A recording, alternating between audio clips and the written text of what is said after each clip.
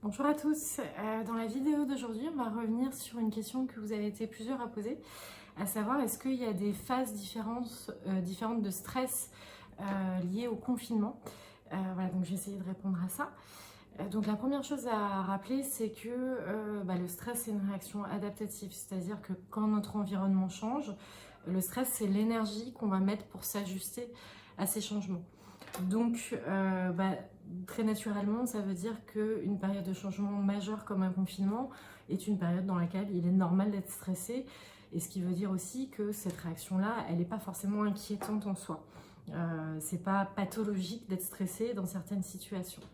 En plus du stress, dans une situation d'épidémie, on a aussi la réaction de peur, peur d'être contaminé, peur que ses proches le soient. Et ça, c'est aussi une réaction qui est normale et adaptée. C'est aussi cette réaction de peur qui va nous faire mieux tolérer le confinement parce que on se dit qu'on a des bonnes raisons de le faire pour se protéger. Donc classiquement, dans les réactions de stress, quand il y a un stresseur externe, par exemple l'épidémie et le confinement, qui va faire que tout d'un coup notre réaction de stress se déclenche, donc le stress monte. Ce qui se passe après, c'est qu'on va avoir une phase de plateau en général, qui est une phase d'adaptation, où en fait on commence à prendre des nouveaux repères liés au confinement, liés à la maladie aussi, on la comprend mieux, on sait ce qu'on peut faire pour se protéger, on sait quels sont les risques. Et cette phase de plateau, en fait, donc c'est une phase pendant laquelle le stress va stagner, il va arrêter de monter. La phase d'augmentation, elle était liée au fait, là évidemment, qu'il y a eu plein de décisions très bouleversantes au sens de changement de nos habitudes en quelques jours qui se sont enchaînées, donc tout à fait normal que ça ait monté.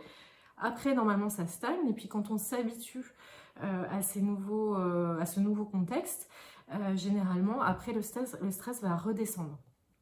Donc ça, c'est vrai, mais bien sûr, c'est pas inconditionnel. C'est-à-dire que s'il y a de nouveaux stresseurs qui se rajoutent, votre stress peut varier et monter, descendre, stagner en fonction de ce contexte-là. Par exemple, on peut imaginer que si on apprend que le confinement est prolongé, le stress puisse remonter un petit peu. Évidemment, en fonction de l'actualité autour de vous, ça peut être l'actualité internationale ou nationale, et votre actualité personnelle, ça peut faire varier le stress, notamment si vous apprenez que quelqu'un dans votre entourage est touché, que dans votre quartier, dans votre environnement géographique proche, il y a des cas de personnes atteintes. Ça peut faire augmenter le stress puisque la peur va être là et la menace pour vous paraîtra plus grande.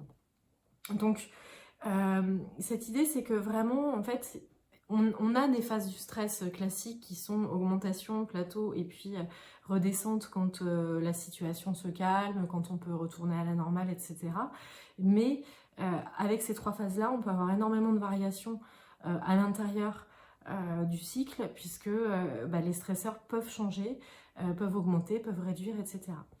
Là-dessus, on peut aussi rajouter un autre élément qui est que le fait que le confinement va créer un contexte particulier avec des nouvelles contraintes sans doute.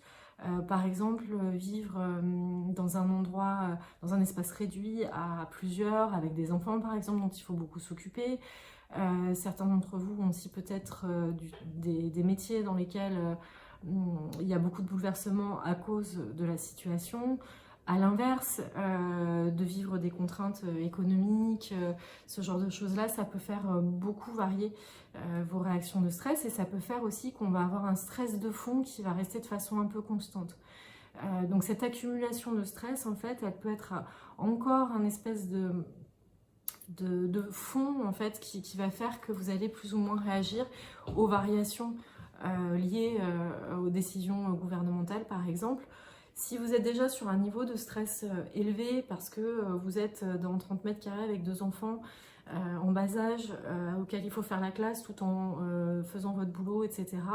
Évidemment que quand il va y avoir des stress externes, vous risquez de réagir plus fort et plus haut.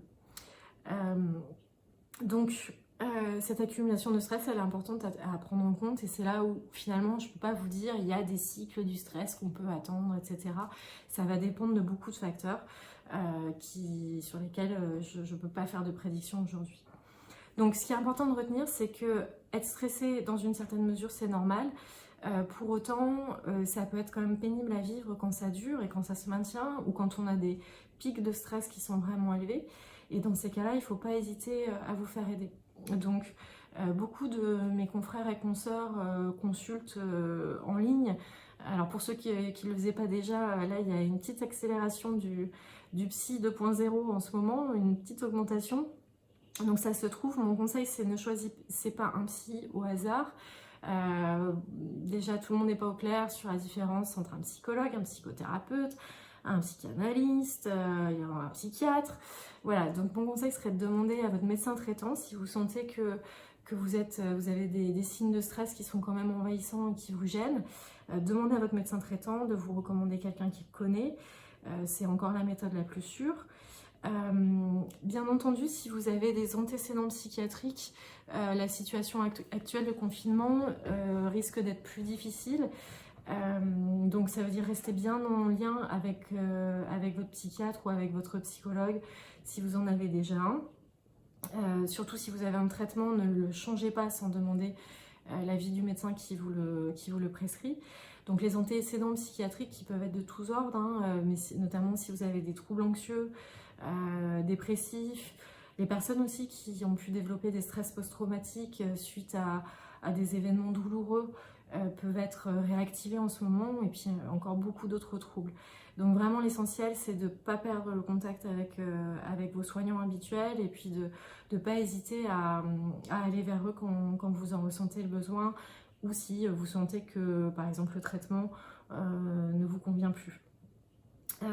Voilà, donc pour tous ceux qui n'ont pas déjà vu un psy, évidemment je prêche pour ma paroisse, mais c'est important de aussi pas se représenter cette démarche-là comme un signe de fragilité.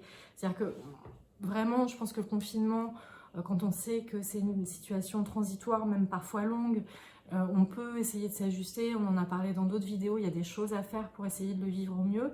Pour autant, c'est pas parce que vous voyez que vos proches ont l'air d'aller bien et que vous, c'est pas le cas, ne culpabilisez pas de ça, il peut y avoir mille et une raisons de vivre les choses différemment. Et c'est absolument pas une preuve de faiblesse, qui est un mot, moi, personnellement, que je déteste en psychologie. Personne n'a jugé vos réactions, et c'est à ça que ça sert un psy, justement, c'est de pouvoir accueillir votre détresse quand elle est là, sans la juger et en essayant de vous accompagner au mieux. Voilà, j'espère que cette vidéo vous aura été utile, et puis à bientôt.